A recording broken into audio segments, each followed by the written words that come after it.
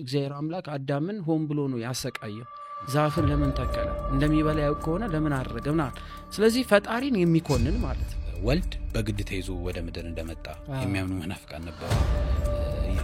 አብና መንፈስ ቅዱስ ኢየሱስ ፍጥረት ስለሆነ አይፈጠራሉ። ወልድ ግን እኔ ተያዥ ሆነዋለሁና ይፈጠራል። በተፈጠረም ጊዜ ስለሳተ አንተ ዋስ ሆነዋልና ሂድና አድነው ተብሎ በግድ ነው የመጣው። የዮፍታሔ ታሪክ ካስታወስኩ ልጁን ሰዋት ለአምላክ። ስለዚህ የሰው ደም ይጠጣል የሚያሳብድ ስሜት የሚነካ።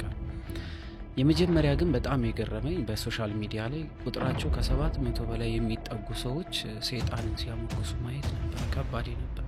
መላእክት ማማለድ ይችላሉ ወይ? ደም ምናምን እኮ ይገበራል። የራሳቸውን ደም እስከ መቅዳት መርጨት ቤቱ እንዳል ናቸው የሚመለክበት። ምን አሁን እኮ ሚዲያው ላይ ስላልመጡ እንጂ የሉም ማለት አንችልም። ኢትዮጵያ ውስጥ በደንብ ላይ ያለ ኢየሱስ ክርስቶስ በምድር ላይ ሲኖር የአምላክን ሥራ አልሰራም። ሰው ብቻ ነበረ። ስጋው የሚመለክ አይደለም። የሚመለከው መለኮታዊ ባህሪው ነው። የስጋ ባህሪው የሚመለክ አይደለም። ልክ እንደኛ ነው። ወንድማችን ነው። ሰምታላ ባላችን ነው።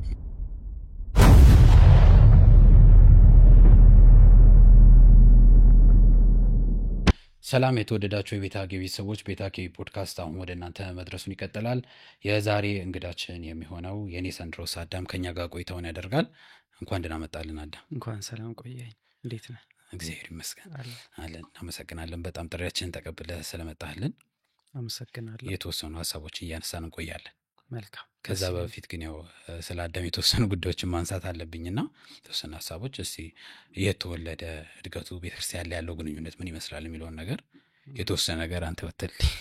መልካም። ያው በመጀመሪያ ቤታጌ ሚዲያ እጅግ በጣም የምንወደው ሚዲያ ነው። አሁን ደግሞ እየሰራ ያላችሁ ስራዎች በጣም ደስ የሚሉ ነው። እንግዲህ ፖድካስቱም እጅግ አስተማሪ ነው። ከኔ በፊት የነበሩ ታላላቆቼ ማለትም በእድሜ ታላላቆቼ ቀርበውበት የነበሩን አይተናል። እጅግ በጣም የሚያስደስት ነው። እንግዲህ ለተመልካቾቻችን እንጋብዛለን። ከዛ በተረፈ አዳም የተወለደው ምስራቅ ሐረር ነው። ከሐረር ከተማ ደግሞ ወጣ ብላ 16 ኪሎ ሜትር ከሐረር ከተማ 16 ኪሎ ሜትር ገባ ትላለች። ኮምቦልቻ ማርያም አካባቢ መልካራፍ ይባላል። እንዴት ነው ቤተክርስቲያን ላይ ያለ? ከልጅነት ጀምሮ ነጠላ እየታሰረልኝ ምናምን አባቱ ሲሰግዱ ለምን እንደሚሰግዱ ምናምን ግራ እየገባኝ ከዛ ነው የጀመርኩት። ሰንበት ትምህርት ቤት ላይ እንደዚህ ምናምን ነበር አገልግሎት። ወዲያውኑ መጀመሪያ ቤተክርስቲያን ከቤተሰብ ጋር ነው የምትሄደው ራስን እስከምችል። ግን ራስ ማወቅ ምናምን ሲመጣ ወደ ሰንበት ትምህርት ቤት ሙሉ ህይወት ማለት ይቻላል በሰንበት ትምህርት ቤት ውስጥ አሳልፌያለሁ። ኦኬ። እዚህ የሚዲያው አገልግሎት ላይ ምናምን የመጣበት ሁኔታ ታስታውሳለህ? የዛሬ 6 ዓመት አካባቢ እንደዛ ነው የጀመርኩት። ግን ብዙም አልነበረም። ሶሻል ሚዲያ ቲክቶክ ራሱ ለምን እንደነበረ አላውቅም። ሶሻል ሚዲያ ምን እንደነበረ ምናምን ብዙ ተጠቃሚ አልነበርኩም። ግን የቴክኖሎጂ ተማሪ ስለነበርኩ አንዳንድ ነገሮች ልጆች ሲያሳዩ የሆነ የሚያስቁ ነገሮች፣ ወቅቱ ላይ ዘፈን ይበዛ ነበረ። ይሄ ሃይማኖታዊ የሚባል መራግብሮች የሉ። ከዛ ወዲያ ነው እንግዲህ በጥያቄና መልስ ጠቅላላ ዕውቀት ምናምን የሚል ነገር ፕሮግራም ጀመርኩ። ከዛ ወዲያ ደግሞ መዝሙር ምርጫ እንደዛ እያደረገ እንግዲህ ዛሬ ያለበት ደርሷል ማለት ነው። መልካም። እዚህ ሶሻል ሚዲያው ላይ ከመጣ በኋላ የገጠመ ነገር ሳትጠብቀው የነበረ ግን የገጠመህ ነገር ካለ ሜቢ አዲስ ወደ ሶሻል ሚዲያው የሚመጡ የሚያስቡ ስላለ ምንድነው ያለብህ ነገር አንተ? ሶሻል ሚዲያ በየሳምንቱ አዳዲስ ነገር ይሰጣል። እሱን የመቀበል አቅም ካለ ብቻ የምትቆየው። አለበለዚያ የሚያሳብድ ነው፣ ስሜት የሚነካ ነው። የመጀመሪያ ግን በጣም የገረመኝ በሶሻል ሚዲያ ላይ ቁጥራቸው ከ700 በላይ የሚጠጉ ሰዎች ሰይጣንን ሲያሞግሱ ማየት ነበር። ከባድ ነበር ማለት ይፋ ስማቸው 666 አዛዚኤል ምናምን የሚባሉ ሰዎች በከፍተኛ ደረጃ ሶሻል ሚዲያ ላይ መጥተው ነበር የዛሬ 3 ዓመት ካልተሳሳትኩ። እና በጣም በቃ ይመለካል። የክርስቶስ ስዕል አድኖች ይቀደዳሉ፣ ቅዱሳን ስዕላት መስቀል ይረገጣል ምናምንና በቃ ይሄ ቀይ መብራት በርቶ ማስመለክ ሰይጣን አምላኬ ነው እናን የሚል እና እነሱ ሰብሮ መግባት አንደኛው ትልቁ ሙከራ ነበረ። ግን ከኦርቶዶክሳውያኑም ረገጣው ትልቅ ነበር።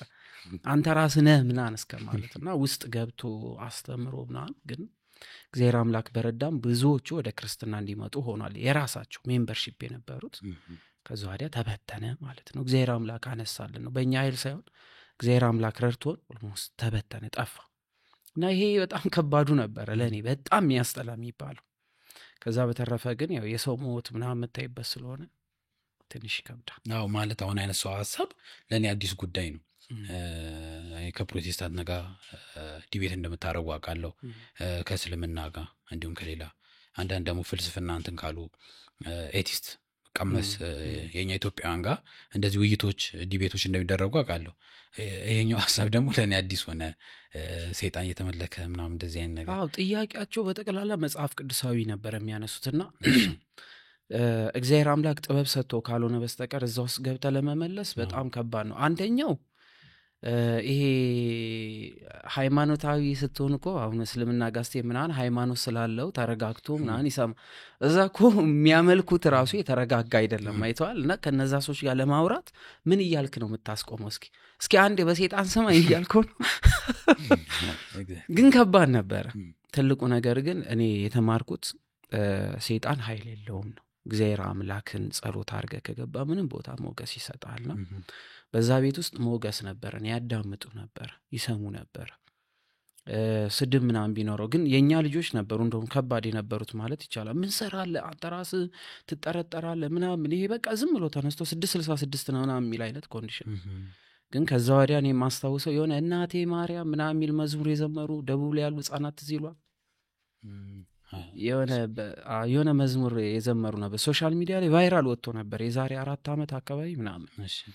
እና ከዛ ሃይማኖት ውስጥ ብራዚል ላይ ነበረች አንድ ሰይጣን የምታመልክ ሴት ናት። ወታ ክርስትና ተቀብላ ወደ 50 ምናምን የሚጠጉ አልባሳት ያሰፋችው ማለት ነው።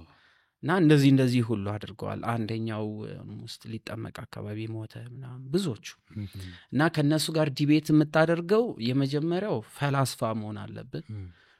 እንግዲህ እነ ጳውሎስም አንስታውቃቸው እንደዚህ አይነት ነገር ይጠቀሙ ነበረ። ጥበብን በጥበብ ወንጌልን በወንጌል ይገሉት ነበረ። እነሱ ጋር በሚያነሱት ጥያቄ ለምሳሌ እዚህ የዮፍታሔ ታሪክ ካስታወስከው ልጁን ሰዋት ለአምላክ ይላል።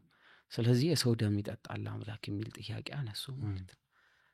እና ገብርልኝ ብሎት ነው ማለት። እና እሱም መልስ አሁን መጽሐፍ ቅዱስ ላይ ያለ ብዙዎቹን እንዲስቱበት፣ ያው እሱም እንኳን የሰው ደም የሚቀበል ነው ምናምን፣ ግን ተቃራኒ መልስ ግን እዛው ላይ ስለነበረው እንደዚህ አይነት መልሶች ድል ይደረጉ ነበር። እሱ ሰዋልኝ ያለበትን አውጣ ነበረ ጽሁፉ። ስለዚህ ለቃሉ ታመነ እንጂ አምላክ ሰዋልኝ አላለው። እሱ ፕሮሚስ ገብቶ በቃ የራሱን ፕሮሚስ ነው እንጂ የፈጸመው የአምላክ አይደለም። ለምን አላስቆመውም? ለምን እንዲህ አላደረገ ምናምን። ስለዚህ ይሄ ትምህርት ነው። ከዚህ በኋላ በደፈናው መሐላ እንዳንገባ ትምህርት ሆኖ አልፏል።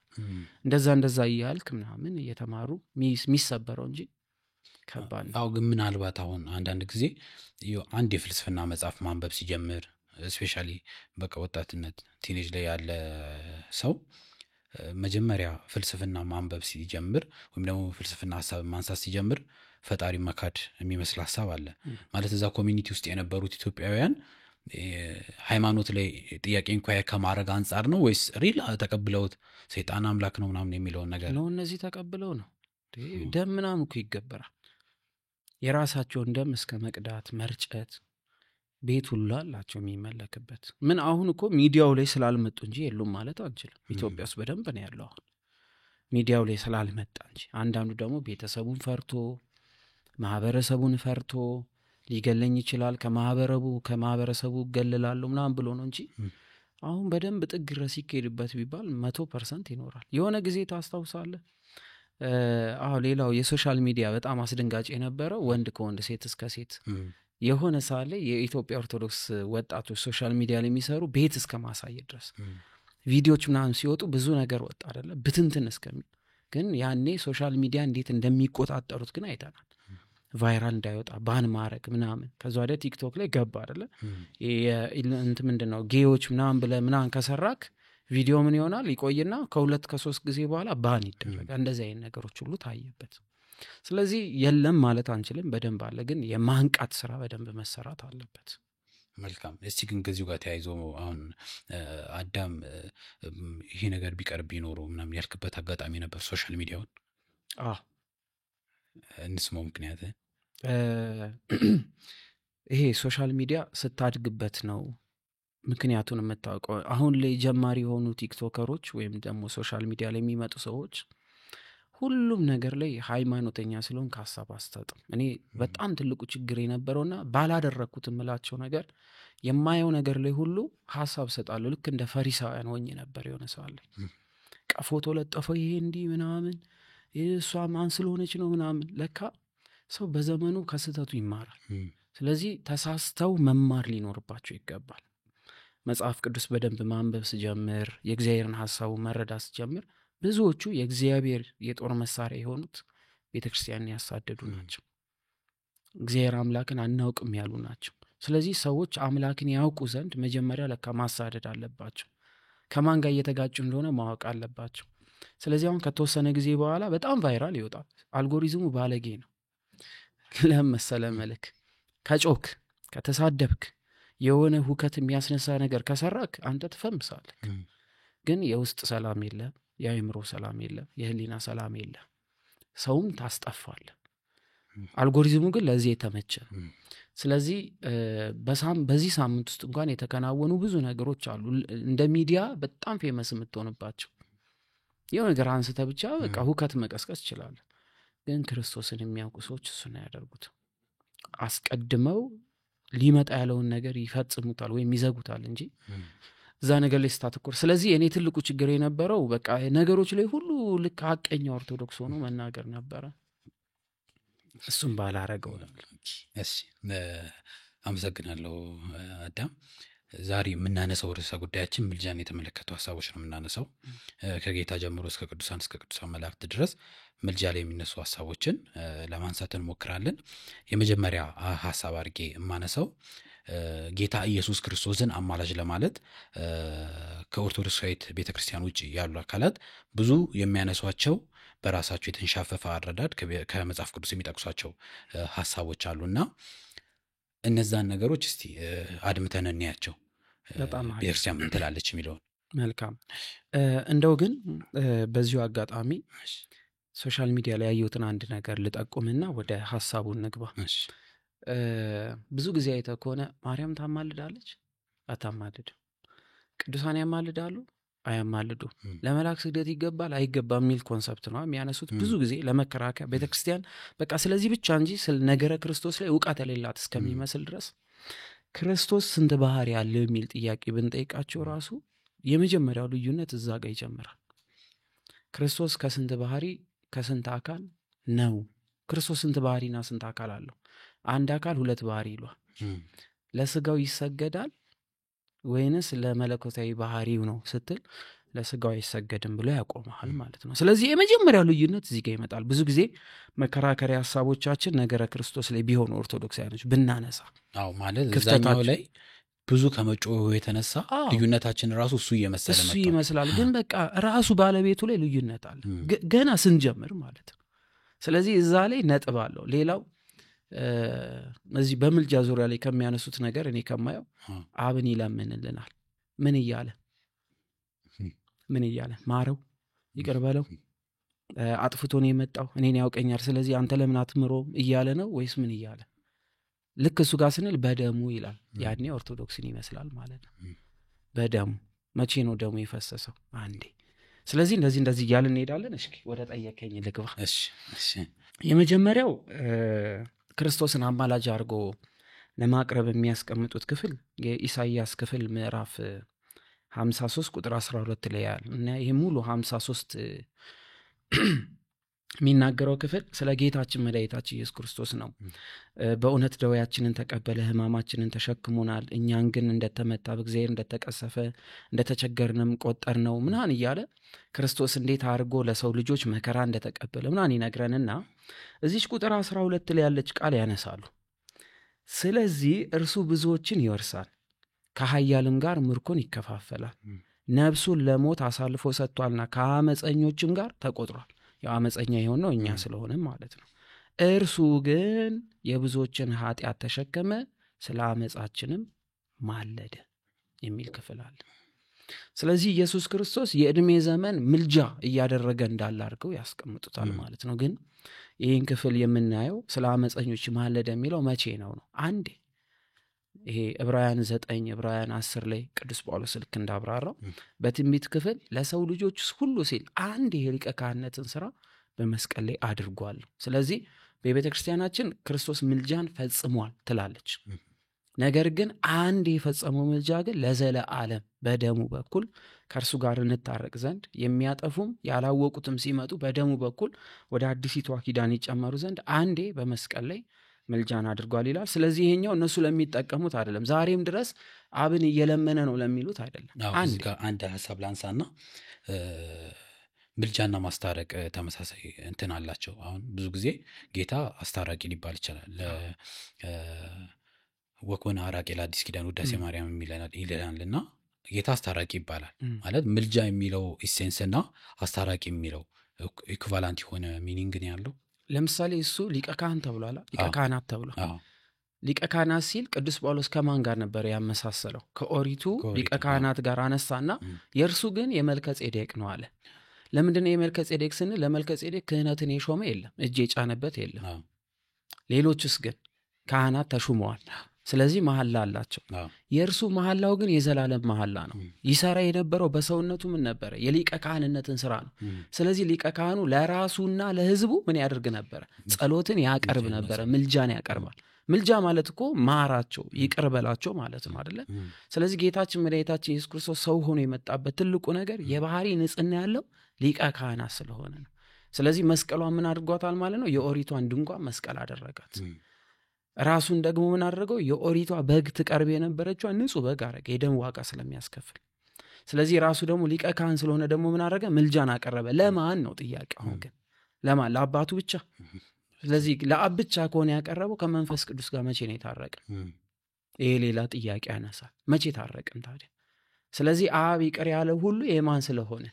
የመንፈስ ቅዱስም የወልድም ስለሆነ። ምክንያቱም ይቅር ማለት ስልጣንን ያሳያል።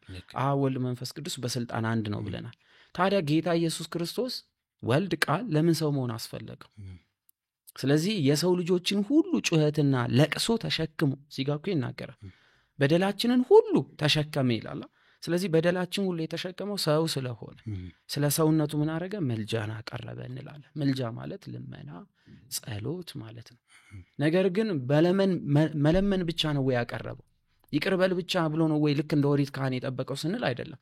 ራሱን ደግሞ ቤዛ አደረገ፣ የደም ዋጋ ከፈለ። ደግሞ ዋጋ ከፍሎ መልስ ጠብቋል ወይ? ልክ እንደ ኦሪቱ ካህን የኦሪቶቹ አቅርበው እሳት ይጠብቃሉ። ከዛ ወዲያ የቀረችው እነሱ ይበሏታል፣ ሌላውን ደግሞ በጥብጠው ይበትኗታል፣ ሰዎች ላይ ይረጩታል። ክርስቶስ ግን ይህ አላስፈልገው፣ ራሱ ደግሞ ተቀባይ ስለሆነ ተፈጸመ አለ። ስለዚህ ይቅር ባይም ምልጃንም አቅራቢ እንዲሁም ደግሞ ራሱም የቀረበ ሆኖ የመስዋዕት በግ መስዋዕት አቅራቢ ሊቀ ካህንና ተቀባይ ከአባቱ ጋር እኩል ስልጣን ስላለው አብ ያለው ሁሉ የኔ ነው ስላለ ማለት ነው። ስለዚህ ይህን ክፍል መረዳት አለብን። ስለዚህ ማለደ፣ ለመነ ወይም ደግሞ ወደ እግዚአብሔር አምላክ ጮኸ ምናምን ስንል የምንረዳበት ኮንሰፕት ይሄ ነው የቤተ ክርስቲያናችን መሆን ያለበት። እንጂ ይሄ እንደሚለው እሱ ኢግኖር ተደርጎ አብ ፊቱን አዙሮበት አምላኬ አምላኬ ያለው አብ ፊቱን ስላዞረበት ነው ስልጣኑ ሁሉ ተቀምጧል ምናምን እንደሚባለው አይደለም። ይሄ ነው። ሁለተኛው የሚያነሱት እዚህ ሉቃስ ወንጌል ላይ ያለ ክፍል ያነሳሉ። ሉቃስ ላይ 22:31 እስከ 32 ባለው ላይ ስለ አመፀኞች ማለደ በማለት ይናገራል። የመስቀል ስራን የሚያመለክት ነው። እዚህ የሉቃስ ወንጌል ምዕራፍ 22 ቁጥር 31 ላይ የምንመለከተው አለ። ጌታ ስምዖንን አንድ ነገር ተናግሮት ነበር። እቺን ክፍል ይወስድና እሱ ስለኛ የሚጸልይ ነው ይሉታል። ስምዖን ስምዖን ሆይ ሰይጣን እንደ ስንዴ ሊያበጥራችሁ ለመነ ይላል። ስለዚህ ሰይጣን ምን ያደርጋል ማለት ነው? ለማበጠር ይለምናል። ይሄ የምናየው መጽሐፈ ኢዮብ ምዕራፍ 1 ምዕራፍ 2 ላይ ኢዮብን አንተ ስለፈቀድክለት ነው፣ ስለዚህ እኔ ኢዮብን ሄጄ ብፈትነው አንተን ይሰድባል፣ ስለዚህ ፍቀድልኝ ብሎ ይለምናል። የምናየው እንኳን ለቅዱሳን መላእክት አይደለም፣ ለእርሱ ለሆኑት አይደለም፣ እርሱን ለማይቀበለው ለእርሱ አልታዘዝ ላለው እንኳን ፍቃድ እንዴት እንደሚሰጥ እንመለከታለን። ብዙ ጊዜ ሙስሊሞች ለሰይጣን ራሱ አምላካችሁ ፍቃድ ይሰጣል ይላሉና እግዚአብሔር አምላክ የነጻነት አምላክ መሆኑን የሚያሳይ ነው። በሚያምናቸው ለእርሱ በሚታመኑት ላይ ምን ያህል እምነት እንደሚያደርግ የሚያሳይ ነውና እዚህ ላይ ጌታም ስምዖን ስምዖን ሆይ ይለዋል፣ ጴጥሮስን ማለት ነው። ኬፋ ተብሎ ይጠራል።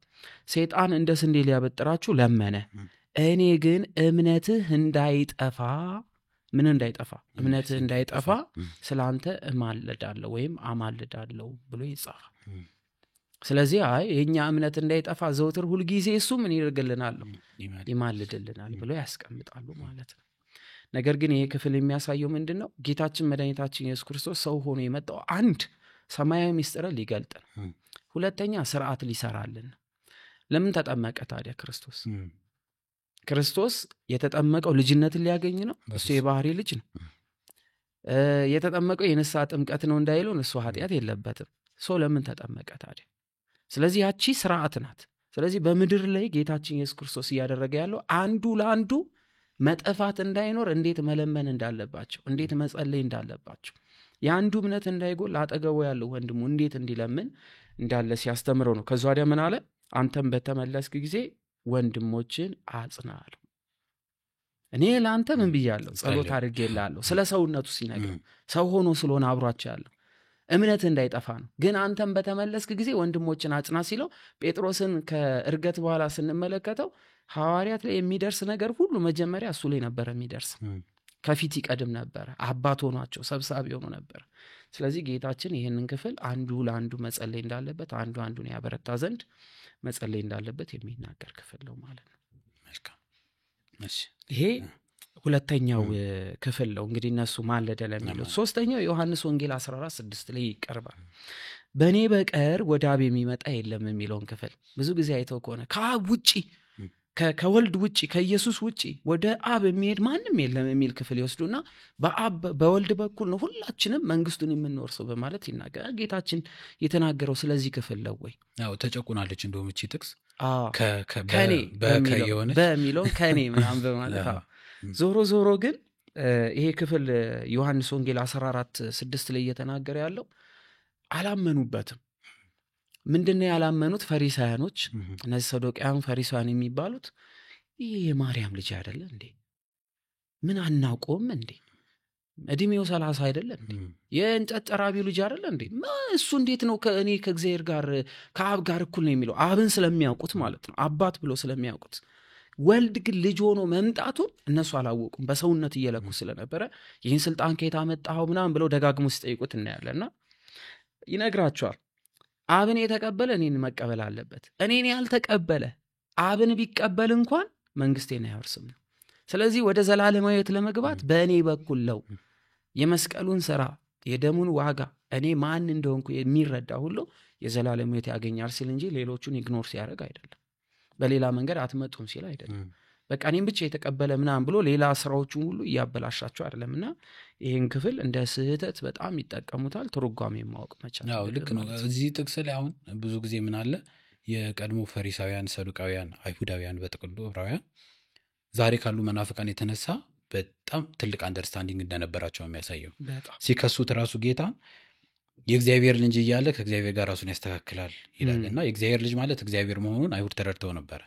እስቲ ለኛ በዚህ ዘመን ያሉት ደግሞ ጌታ ኢየሱስ የእግዚአብሔር ልጅ ነው ይሉና ግን ደግሞ የሆነ ቦታ ላይ ከእግዚአብሔር አሳንሰው እንዳልከው የኢንተርዲሽን የምልጃን ጉዳይ ለሱ ሲሰጡ እንመለከታለን። እዚህ ዮሐንስ ላይ ተዋላ አይደለ?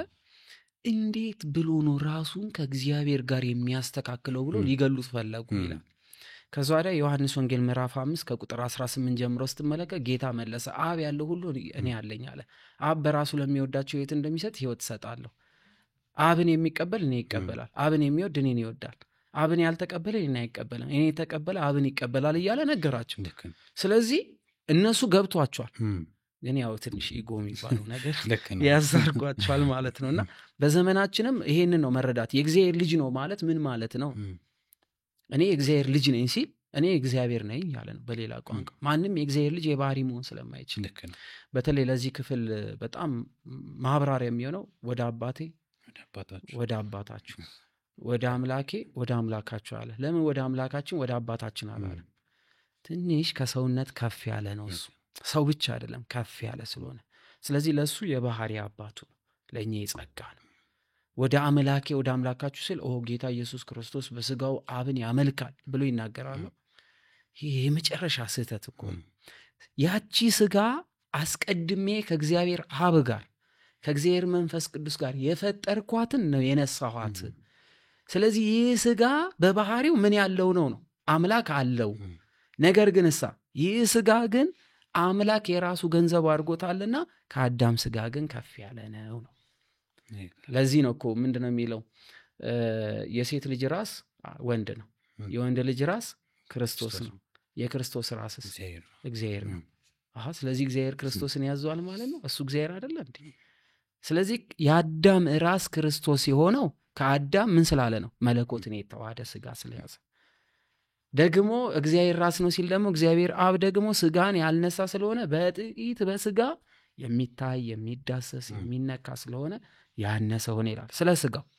ያ ስጋ ግን ያነሰ ብለን እንዳንተው ደግሞ ምን ያደርጓል ማለት ነው? መለኮትን የተዋሃደ ነው፣ መለኮታዊ ክብር ያለው ይሆናል፣ በመለኮት ርስት ጌታ ታላቅ ነው። ስለዚህ ከዚህ አንጻር እነዚህ ነገሮች ይነሳሉ ማለት ነው። ሌላው ሮሜ ናት፣ ያው የፈረደባት ሮሜ 3:34 ላይ ያነሱታል። 8:34 ላይ እሱ ላይ በደንብ አድርጎ ይነሳልና በእግዚአብሔር ቀኝ ስለኛ የሚማልደው በእግዚአብሔር ቀኝ ያለው መጀመሪያ ራሱ ጥያቄያችን እግዚአብሔር ቀኝ ግራ አለው ወይ ነው አለው። እስኪ ንገረኝ ልጠይቅክ። በፍጹም ለእግዚአብሔር ቀኝና ግራ ላይና ታች የለውም ይላል አባ ሕርያቆስ በቅዳሴ። ታዲያ ለምንድን ነው በእግዚአብሔር ቀኝ ተቀመጠ በእግዚአብሔር ቀኝ ያለውና የሚለው? ቀኝ እንግዲህ ኃይል የክብር አሪፍ ተምሳሌ ስለሆነ ማለት ነው። በትክክል ስለዚህ በኃይል ነው። ምድራዊ በነበረው መድከም፣ ምድራዊ በነበረው መያዝ፣ ምድራዊ በነበረው መገረፍ አይደለም አሁን ያለው። የምድር ስራ መስቀል ምን ስላለ ፈጸመ። ስለዚህ አዲስ ኪዳንን ከኛ ከአዲስ ኪዳን ልጆች ጋር አዲስ ኪዳን የደሙን ዋጋ ዘላለማዊ የሆነችው መንግስተ ሰማያትን መጀመሪያ እኮ እና አዳም ይናፍቁት የነበረው ገነት መመለስ ነው። ጳውሎስ ግን አዲስ ኪዳንን ከኛ ጋር አረጋለ። ከአዳም የምትበልጧን ያቺን መንግስት ሰጠናል። ስለዚህ መንግስተ ሰማያት የምትሏን ያወቅናት እንኳን ክርስቶስ ሰው ሆኖ ከመጣ በኋላ ተረዳናት። ያቺ የምትበልጧን ያምንናፍቃት ሌላ ፀሐይ የማያስፈልጋት ያለው ዮሐንስ ራእዩ ላይ ሌላ ፀሐይ የላትም፣ ፀሐዩ ራሱ ነው። ስለዚህ በዛች ውስጥ እንገባለን። በሮቿን ቅጥሮቿን ምናምን ሲናገር ስለዚህ አዲሲቷ ኪዳን ለእሷ ሲነግረን ነው። ስለዚህ ሮሜ ላይ ምን እያለን ነው? የመጀመሪያው ቅዱስ ጳውሎስ ለሮሜ ሰዎች ራሱ ለምን መልእክት ላከ ነው። አንድ ሰው ሲነሳ የሮሜ መልእክት ጳውሎስ እንዴት ሊጽፍ ቻለ? ታሪካዊ ዳራው ማወቅ አለብን። ለሮሜ ሰዎች ሲጽፍላቸው ላላመኑ ሰዎች አይደለም የጻፈው፣ በእምነት ቤተክርስቲያን ውስጥ የነበሩ እና ፌበን የምትባል ሴት ናት እየሮጠች የመጣችው። ጵርስቅላ አቂላ አብረው ድንኳን ይሰፋሉ ምናምን። ከዛ ወዲያ እነሱ ጧት ይሸጣሉ፣ እሱ ጧት ያስተምራል፣ ማታ ይሰፋሉና ፌበን የምትባል መጣች። እዚህ ሮሜ 16 ላይ ተጠቅሳለች። ኧረ ጳውሎስ መምህራችን ሮም ውስጥ ከባድ ነገር ተፈጥሯል። ምን? ኧረ ግማሹ ክርስቲያኖች በክርስቶስ ያመኑ ተከፋፍሏል። ምን ብለው?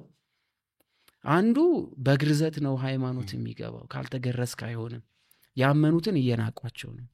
እና ሮም ውስጥ የነበሩ እንደምታውቀው እንግዲህ ይሁዲ የነበሩ ኮንፈርት ሲያደርጉ ወደ ክርስትና ስርዓታቸውን ጠብቀው ነው የሚመጡት። አይተውትም። መገረዝ ላይ ብቻ ትንሽ እሱ በጣም ይዟቸው ነበር። እዚህ የሐዋርያት ሥራ 15 ላይ በጣም ጭቅጭቅ ነበረ። እነ ጳውሎስ እነ በርናባስ ምናምን ጢሞቴዎስን እስከ መግረዝ ደርሷል ቅዱስ ጳውሎስ ለነሱ ሲል ማለት ነው እንዳይወቅሱት ተብሎ። ያው ጌታ ራሱ ተገርዟል አይደል? የጥር ሰንክሳራችን ላይ በደንብ አድርጎ ያስቀምጧል። ይሄ ሰው በምናስበው ሳይሆን ድንግል በድንግልና ጸንሳ ባለችበት ሁኔታ ደም ያለ ደም መፍሰስ ተገርዞ ተገኘ ይላል። ስለዚህ የጌታን መገረዝ ይናገራል። ለምን ሲባል አይሁድ እንዳያስተምር አያደርጉትም። ስለዚህ እነ ጳውሎስ ይህንን ነገር በሲስተም እያደረጉ ቀስ እያሉ ነበረ ሲለውጡት የነበረው።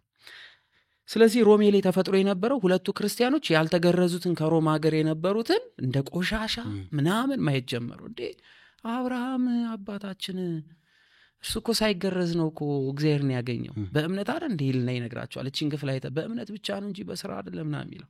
በሕግ ስራ አይደለም፣ ተገርዞ አይደለም ጌታን ያገኘው ነው እንጂ ስለተገረዝክ ወይም ደግሞ ስላልተገረዝክ የሚለውን ፓርት ለመንገር አይደለም። ሳይገረዝ አባት ሆኗል፣ ተገርዞም ደግሞ ለተገረዙት አባት ሆኗል። ያመኑትንም የተገረዛችሁትም የክርስቶስ ትሆኑ ዘንድ ብሎ አስተማረ። ሌላው ግን የተነሳው ይሄ ምልጃውን የመስቀሉን ስራ በተነሳ ጉዳይ ነው። ወደ ኦሪቷ ስርዓት እንዳይመጡ የመስቀሉ ስራ ለምንድን ነው የተከናወነው የሚለውን። ስለዚህ ሮሜ 8:34 ላይ በእግዚአብሔር ቀኝ ሲል በክብር በስልጣን በኃይሉ በቀደመ ማንነቱ በቀደመ ዓለም ሳይፈጠር በፊት በነበረ ክብሩ ሲል ቀኝ ብሎ ይናገራል። ስለኛ የሚማልደው ብሎ ይናገራል። ዛሬም ድረስ ምንድነው ይሄ ታዲያ የሚያደርግልን? አንድ የመስቀሉ ስራ ዛሬ ድረስ እንዴት? ስለዚህ ዛሬ ድረስ ምልጃን እንደሚያደርግልን የሚናገር ነው። ምን ማለት ነው? አብን ይቅር በለኝ ይቅር በላችሁ እያልን ቅድም ያነሳ ነው። ያቺ አንዴ መስቀል ላይ የፈሰሰችው ደም ለዘለ ዓለም እርሱን አምነው ለሚጨምሩ ዛሬ እስልምና ሃይማኖት ተከታይ ሆኖ ወደ ክርስቶስ ቢመጣ እንዴት ነው የሚገባው? እየተሰቀለለት አይደለም፣ አንዴ። ስለዚህ ያቺ የፈሰሰችው ቀራንዮ ላይ የፈሰሰችው ደም ለዘለ ዓለም ምንድናት ነው? ትኩስ ናት። ስለዚህ የሰው ልጆች ሁሉ በክርስቶስ ሲያምኑ በተከፈለለት ዋጋ ይጨመራል። ለዚህ እኮ ነው ቅዱስ ጳውሎስ ሮሜ ምዕራፍ 6 ቁጥር 4 ላይ እንደዚህ አለ፣ እርሱም በማመን አንድ እንሆን ዘንድ አለ በጥምቀት ምን እንላለን? ከሞቱ ጋር እንተባበራለን፣ ከትንሣኤው ጋር አንድ እንሆናለን አለ። ስለዚህ በሞቱ ሞቱን የምንቀብረው ምንድነው? የመስቀሏን ስራ እያሰብን። ስለዚህ ዛሬ ድረስ ትኩስ የሆነችው ያቺ ቀራንዮ ስራ ናት። ይሄ የሚናገረው ምልጃ የሚማልደው ብሎ ሲናገር ዛሬ ድረስ አብን ይቅር በላቸው ምናምን እያለ ሳይሆን መስቀል ላይ የፈጸማት ስራ ለዘለዓለም ከእርሱ ጋር እየታረቅን አንድ የምንሆንበት ክፍል መሆኑ የሚናገር ነው። ኤግዛክትሊ። እዚህ ጥቅስ ላይ ሮሜ 8:34 ላይ ምናልባት ከጥቅሱ አወራረድ አንጻር የሚነሳ ጥያቄ አለ። ለምሳሌ የሚኮንን ማን ነው የሚለው ቅዱስ ጳውሎስ የሚኮንን ማን ነው ብሎ ይጠይቃል። የሞተው ይልቁንም ከሙታን የተነሳው በአባቱ ቀኝ ያለው ስለኛ የሚማልደው ክርስቶስ ኢየሱስ ነው ብሎ ያስቀምጣል። አሁን መጀመሪያ ቅዱስ ጳውሎስ ምን ብሎ ጠየቀ? የሚኮንን ማን ነው? መኮንን ደግሞ መፍረድ ነው፣ ስልጣንን የሚያሳይ። የሚፈርድ ማን ነው ብሎ ጠይቆ አማላጁን እንዴት ያስቀምጣል? ከዛ ወዲያ የሞተው አለ ሲገልጸው ነው፣ ማንነቱን ሲናገር ነው። አሁን ለምሳሌ ምን ይላል 33 ላይ እግዚአብሔር የመረጣቸው ማን ይከሳቸዋል ብሎ ይጀምራል። እርሱ የመረጣቸው ማን ነው ሊከስ የሚችለው? የሚያጸድቅ እግዚአብሔር ነው፣ የሚኮንንስ ማን ነው አለ። ስለዚህ አጽዳቂው እግዚአብሔር ነው። እግዚአብሔር አምላክን ሊቃወም ይችላል? እግዚአብሔር የመረጣቸው ሸክላ ሰሪው ለምን ሰራ የሚለው አለ? አይታል። ግን አንዳንድ ነገሮች እግዚአብሔር አምላክ አዳምን ሆን ብሎ ነው ያሰቃየው። ዛፍን ለምን ተከለ? እንደሚበላ ያውቅ ከሆነ ለምን አደረገ ምናምን። ስለዚህ ፈጣሪን የሚኮንን ማለት ነው። የአምላክን ስራ ውስጥ ገብተህ ጀጅ ማድረግ ለምን ይቅር ይባላል? እግዚአብሔር እንደውም ፍትሃዊ አምላክ አይደለም ምናምን እስከማ የለህም ምናምን። እነዚህ ሁሉ ለጳውሎስ መልስ ናቸው። ስለዚህ እግዚአብሔር የመረጣቸው ማን ይከሳቸዋል? የሚያጸድቅ እግዚአብሔር ነው፣ የሚኮንንስ ማን ነው? የሞተው አለ። ለምን ሞቷላ? ለሰው ልጆች ሲል። የማይሞት አምላክ በስጋ ሞተ። ልክ እነ ቅዱስ አትናቴዎስ ምናምን ስንመለከት በደንብ እነ ባሲሊዮስ በደንብ አድርገው ተናግሮታል። ይልቁንም ከሙታን የተነሳው አለ። ሞቶ ብቻ ይቀር አይደለም፣ ከሙታን ደግሞ መሃል የተነሳ የትንሣኤያችን በኩር ብሎ ይናገሯል ማለት ጳውሎስ። ስለዚህ በእግዚአብሔር ቀኝ ያለው በክብር ከሙታን ከተነሳ በኋላ በክብር በቀደመ ስልጣኑ ደግሞ ስለኛ የሚማልደዋል። በምኑ? አንዴ መስቀል ላይ የተፈጸመችው ዛሬ ድረስ የምንታረቅበት። ይሄ የሚናገረው ስለ ንስሐ ነው። እርሱ በደሙ ይቅር ካልን ማን ነው ኮናኙ? አጽዳቂ እግዚአብሔር አምላክ እያለ ማንን ሊኮንን ይችላል? ምክንያቱም አይሁዶች እነዚህ ከኃጢአት ተመልሰው የመጡትን ከጣዖት አምልኮት የተመለሱትን እየኮነኑ ስለነበር እየፈረዱባቸው ስለሆነ እኛ ከእናንተ ጋር ቆመን አብረን በአንድ መቅደስ ውስጥ አንገባም፣ እኛ የእግዚአብሔር ልጆች ተብለን ልንጠራ አይገባም፣ የምትበሉት ምግብ ስለ ምግብ ተነስቷል፣ አስተምሮታችሁ ሳትገረዙ መግባታችሁ እናንተ የእግዚአብሔር ሰዎች አይደል። የሚያጸድቅ አምላክ አንዴ በደሙ እኮ ዋጀናል። አብርሃም ብሎ ሜንሽን ያደርጋቸዋል። አብርሃም እኮ ሳይገረዝ በፊት ነው። ስለዚህ እግዚአብሔር በከፈለልን ዋጋ እነዚህ ምን ብለዋል? ተቀድሰዋል። ስለዚህ የመስቀሉ ዋጋ ላመኑበት ሁሉ ነው ሲላቸው ነው ጳውሎስ ይህን የሚናገረው። ስለዚህ በደሙ በኩል ሁሉም ተጨምሯል እያለ ያብራራዋል እንጂ ወንድሞቻችን ለሚናገሩት አይደለም። ከክርስቶስ ፍቅር ማን ይለየናል እያለ ይመጣል። ከዛ ወዲያ ማንም ይለየን ወይስ ጭንቀት ነው ወይ መከራ ነው እያለ ያብራራዋል ማለት ነው። መልካም ማለት ለተነሱት ጥያቄዎች መሰረት አድርገው ያነሳው ጉዳይ አለ ማለት ጌታ አንድ ጊዜ ስለሰራት የማዳን ስራ ስላፈሰሳት የቀራንዮ ደም ዘወትር ስለኛ ይማልዳል የሚለውም ሐሳብ ከዛ የመጣ ነው የሚል ነገር አስቀምጠዋል። ምናልባት ለተመልካቾቻችን ግልጽ ለማድረግ ያክል አሁን ድሮ በኦሪቱ ስርዓት ምኩራብና ቤተ መቅደስ የሚባል ነገር አለ። ቤተ መቅደሱ አንድ እስራኤል ነው ያለው፣ ምኩራብ በየቦታው አለ። እስቲል ኢትዮጵያ ራሱ ምኩራብ አለና ዕለተ አስተርእዮ የምትባል አለች። ያቺ ዕለተ አስተርእዮ ሊቀ ካህኑ ስለ ህዝቡና ስለ ራሱ ኃጢአት በአመት አንድ ጊዜ ወደ ቤተ መቅደሱ የሚገባበት ነው። ከኃጢአት ብዛት የተነሳ ሊቀ ካህኑ ሲገባ እግሩ ታስሮ ነበር የሚገባበት። ያቺ ለታስተሪዮ ቀራንዮ ናት። ጌታ ወደ ቅዱስ ቅዱሳን ገባ ተብሎ ይነገራል። ያቺ የማዳን ስራ የመንጻት ጊዜ አሁን ከሌሎቹ ሊቀ ካህናት ከሌዋውያን ካህናት ምን ይለየዋል? በአመት አመት ስለ ህዝቡና ስለ ራሱ ኃጢአት ሌዋዊ ካህን ይገባል። ጌታ ግን አንድ ጊዜ ያደረገው ስራ ለዘላለም የሚሆን ነው። ይሄ ቤዛችን ነው። ይህን መሰረት አጽንኦት እንዲሰጡበት ብዬ ነው። ወደ ቀጣይ ሀሳባችን እንሂድ። መልካም።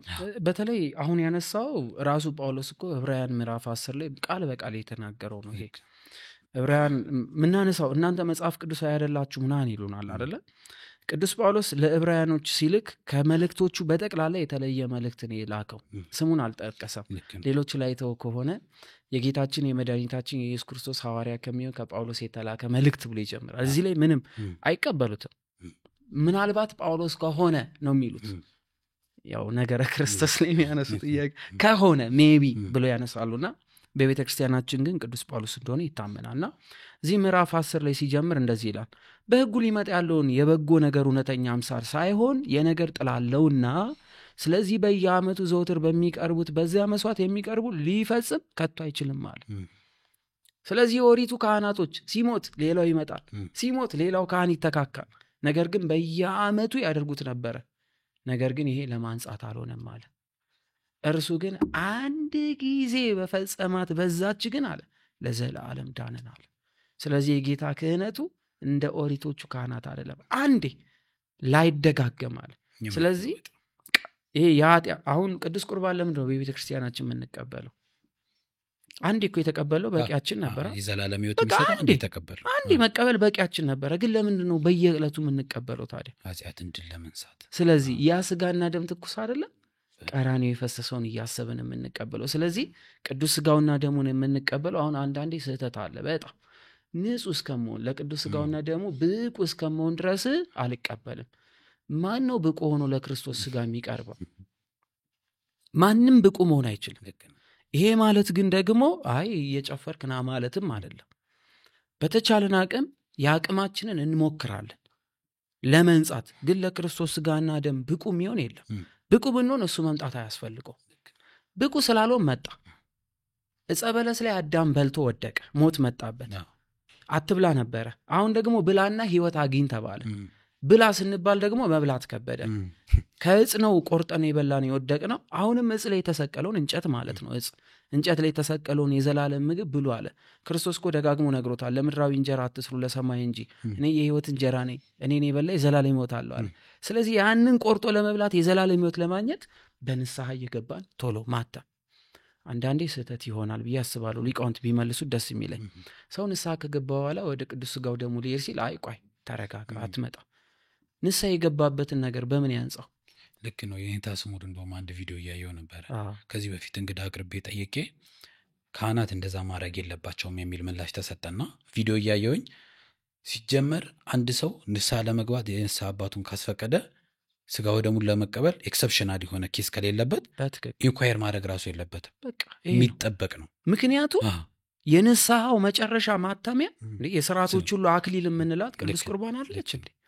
ስለዚህ ንስሐ ገብቻለሁ፣ ቀኖና ጨርሻለሁ፣ እግዚአብሔር አምላክ ይፍታ ካሉት በኋላ የእግዚአብሔር የመፍታት ማረጋገጫው ደሙ ነው መሆን ያለበት። ስለዚህ የተሰጠ አይደለም። ንስሐ የገባ ይመስላል፣ ብዙ ሰው ግን ንስሐውን አልጨረሰም ማለት ነው። ስለዚህ እዚህ ጋር ቅዱስ ጳውሎስ እዚህ ዕብራውያን ምዕራፍ 10 ላይ እንግዲህ በደሙ በኩል ነው ንጹህ ምን ሆኖ እያለ ያብራራው ክፍል ይሆናል ማለት ነው። መልካም። እያነሳን ነው ጌታችን ኢየሱስ ክርስቶስን አማላጅ ለማለት የሚያነሷቸው ሐሳቦች ሮሜ 8:34 ደርሰናል። የተወሰኑ ቀሪ ጉዳዮች እናንሳና ወደ ቀጣይ ጥያቄ እንሄዳለን። መልካም። እንግዲህ ሮሜ 8:34ን አየን። ዕብራውያን 7:23 ላይ ያነሳሉ። ስለ እርሱ ሊያስታርቅ ሊያማልድ ዘውትር በሕይወት ይኖራል የሚል ነገር አለ። ዘውትር የምትለው አሁን ድረስ እያማለደን ነው። ስለዚህ ምልጃ የሚደረገው በደም ነውና ዛሬም ድረስ እየተሰቀለ ነው ወይ ነው ጥያቄያችን። ምልጃ ያለ ደም አይሆንም። ስለዚህ ዛሬም ድረስ ይሰቀላል ማለት ነው። ለእያንዳንዱ ሰው ጥፋት የሚሰቀል አምላክ አለ ማለት ነው አይደለም የእርሱ አንድ የመስቀል ያደረጋትን ዘውትር ሁል ጊዜ የምንታረቅባት ነው ሲል ዕብራውያን 7 ላይ ቅዱስ ጳውሎስ የተናገረው መሆኑን ማወቅ መቻል አለብን። ሌላው አንደኛ ዮሐንስ ምዕራፍ 2 ቁጥር 1 እስከ 2 ላይ ልጆቼ ኃጢአትን አታድርጉ፣ ነገር ግን ኃጢአት ካደረግን ከአብ ዘንድ ምን አለን ይላል፣ ጠበቃ አለን። ስለዚህ ኃጢአት ላደረጉ ሰዎች ከአብ ዘንድ ጠበቃ ያለን በምኑ በኩል ነው? በደም። እነሱ ግን ዳይሬክት አብን ይለምናል ከሆነ ያሉት እየተሰቀለ መሆን አለበት ማለት ነው። ያለ ደም ምልጃ የለም። ሊትራሊ እንደውም እዚህ ጉዳይ ላይ ምን አይነት ሀሳብ ያነሳሉ? ምድራዊ ፍርድ ስርዓት አለ አይደለ? ፈራጅ፣ ጠበቃ፣ ከዛ አንጻር ጠበቃ ደግሞ ሁሌ ይከራከራል ለወንጀለኛና ከዛ አንጻር ብለው የሚያነሱ ጉዳይ አለ። እዚህ ምን ትላለህ? ስለዚህ እንደዚህ የሚባል ስርዓት አይደለም። አሁን ለምሳሌ እሱ ጠበቃ ከሆነ ዳኛው አብ ከሆነ የምን ልዩነት እያየን ነው? የስልጣን ሂራርኪ ነው። ስለዚህ ወልድ በራሱ ሰዎችን ይቅር የማለት ስልጣን የለውም ነው። በሌላ ቋንቋ ምን ይሆናል? የተቀማ ስልጣን አለው። እሱ ከአብ ጋር እኩል አይደለም። ሁሉን ነገር የማድረግ ስልጣን ለማን ሊሰጥ ነው ማለት ነው? ለአብ ሊሰጥ ነው ማለት ነው። ልክ ነው። እዚህ እንደውም ውዳሴ ማርያም ትርጓሜ ላይ አንድ የሚነሳ ሀሳብ አለ። ወልድ በግድ ተይዞ ወደ ምድር እንደመጣ የሚያምኑ መናፍቃን ነበሩ። አብና መንፈስ ቅዱስ የስሁት ፍጥረት ስለሆነ አይፈጠራሉ። ወልድ ግን እኔ ተያዥ ሆነዋለሁና ይፈጠራል። በተፈጠረም ጊዜ ስለሳተ አንተ ዋስ ሆነዋልና ሂድና አድነው ተብሎ በግድ ነው የመጣው ብሎ የሚያምናሉና እንደዚህ አይነት የስልጣን ሁኔታን ያመጣል። በምድራዊ አይን ካየነው ተቀማ፣ ስልጣኑን ተቀምጧል። ወደ ላይ ሲሄድ አመለሰለት። ኢየሱስ ክርስቶስ በምድር ላይ ሲኖር የአምላክን ስራ አልሰራም፣ ሰው ብቻ ነበረ። ስጋው የሚመለክ አይደለም፣ የሚመለከው መለኮታዊ ባህሪው ነው። የስጋ ባህሪው የሚመለክ አይደለም፣ ልክ እንደኛ ነው። ወንድማችን ነው፣ ሰምታላ ባላችን ነው ምናምን። ይሄ ሁሉ ከባድ ነው በጣም ሎቱ ስብሐት። ይሄ ከባድ ነው እና ለጌታችን ለኢየሱስ ክርስቶስ የማይናገሩ ቃላቶች በቃ ሄደ ተራቀኩ ስትል የክርስቶስ አይዴንቲቲ መገለጫዎቹ ልክ እንደኛ የተፈተነ ነው ምናምን ቃሉን እኔ ያሉ አይተዋል። በቃ እዛ ድረስ ማለት ነው። ከኃጢአት በስተቀር ልክ እንደኛ ተፈትኗል የምትለውን ቃል ያመጣና በቃ አንተ ወንድ አይደለ እንዴ አንተ እንደምት በቃ እንዴት ኃጢአትን ሊያነጻ የመጣ የባህሪ ንጽህና ያለውን ክርስቶስን በህሊናው እንደዛ አስቧል ማለት። በህሊና አስቧል፣ የህሊና ኃጢአት አለው እንደማለት። ሰው ስለሆነ እሺ፣ ግን ሰውስ ኃጢአት መስራት የባህሪ መገለጫው ነው እንዴ? በፍጹም እግዚአብሔር ልክ እንደራሱ አድርጎ የፈጠረው። ስለዚህ በኃጢአቱ ምክንያት በምኞቱ ያመጣው ነው እንጂ ሰው ሲፈጠር ኃጢአት አይደንቲቲው አልነበረም፣ መገለጫው አልነበረም። እና ይሄ ነው። ስለዚህ እዚህ አንደኛ ዮሐንስ ላይ ምዕራፍ 2 ቁጥር 1 እስከ 2 ላይ ያለው ጠበቃ አለን የሚለው በደሙ በኩል ንስሐ የሚገባ ሁሉ ቅድም ልክ እንዳለው ንስሐ ከገባ በኋላ በክርስቶስ ደም ዳግም። ምክንያቱም ያኔ ለምሳሌ 2017 ላይ ኦሪት ላይ ብንሆን ኃጢአት ሰርተን ቢሆን ኖሮ ትልቅ የበግ እየጎተት እንሄዳለን። ያው እነሱ በጉ ይሄ ደክሟል ምናምን፣ ስለዚህ አይሆንም፣ የኛ የተሻለ ነው፣ ስለዚህ ሁለቱን ያንተ በግ በአንድ ምናምን ብለው ካለወጡብን ለዛ አይደለ ቤተ መቅደሱን ያጸዳው። ስለዚህ ቢዝነስ ሴንተር አድርገው ስለነበር ያው አሁንም አለ እንግዲህ እንዳታስመታኝ እንጂ እሺ። ስለዚህ እንደዚህ አይነት ጉዳዮች ላይ ጌታችን ኢየሱስ ክርስቶስ ምን አደረገ? አንዴ አቀረበ። እኛ ግን እዛ ዓመት ላይ ብንሆን ኖሮ ባለፈው ዓመት ያቀረብነው በግ ድጋሚ ዛሬ እየጎተትን ነበር። ነገር ግን በአሁኑሳ የምንጎትተው በግ ሳይሆን ለእኛ ሲል የተጎተተልን በግ ተብሎ የተጠራውን ክርስቶስን ልንቀበል ወደ ቤተ መቅደስ ቀራንዮ። ስለዚህ ሁሉም ኦርቶዶክሳውያን ቤተክርስቲያን ሲገቡ ካህኑን ሲመለከቱት እንዲሁም ደግሞ ቅዱስ ቁርባኑ ከውስጥ ወደ ታች ሲመጣልን ሲወርድልን ማለት ነው። ጌታ ኢየሱስ ክርስቶስ ለሰው ልጆች ሁሉ ሲል ከዙፋን ዝቅ እንዳለ እኛ እንድንበላ ወደ እኛ እንደቀረበ እኛ ወደ እርሱ መቅረብ እንዳለብን የምናይበት ነውና ይህን ማመን አለባቸው። ሌላው ዮሐንስ 10:9 ላይ በሩ እኔ ነኝ፣ ይህን ለምልጃ ያነሱታል ማለት በሩ እኔ ነኝ ስላለ ከሱ ውጭ ማንም ሳይገባም ይሄ ቃል የተነገረው ለዘላለማዊ የድህነት ቃል ነው። ስለዚህ እውነት ነው፣ ጌታ ኢየሱስ ክርስቶስ እውነተኛ በር ነው። ኦርቶዶክሳውያን አንክዶ። ነገር ግን ከምን አንጻር ነው ስንል እርሱን በማመን በእርሱ በኩል የዘላለም ሕይወት እናገኝ ዘንድ ጌታ ኢየሱስ ክርስቶስን አምላክ ብሎ መቀበል እንዳለብን የሚያሳይ ክፍል ነው ማለት ነው። እሺ ቆይታችን ቀጥል። በመጀመሪያው ሐሳብ ላይ ጌታ ኢየሱስ ክርስቶስ አማላጅ ነው ለማለት የሚያነሳቸውን ሐሳቦች ጥሩ አድርገህ አብራርተህልናል።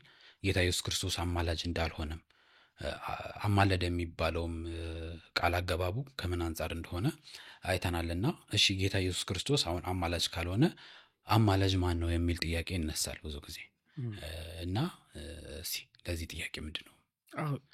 ሲጀመር ይሄ ምልጃ የሚለውን ቃል የምንጠቀምበት ቦታ ነው አንደኛው ማወቅ ያለብን ብዬ ማስበው። ጌታችን ኢየሱስ ክርስቶስ ምልጃን ፈጽሟል ወይ ከሆነ አዎ ነው መልሳችን።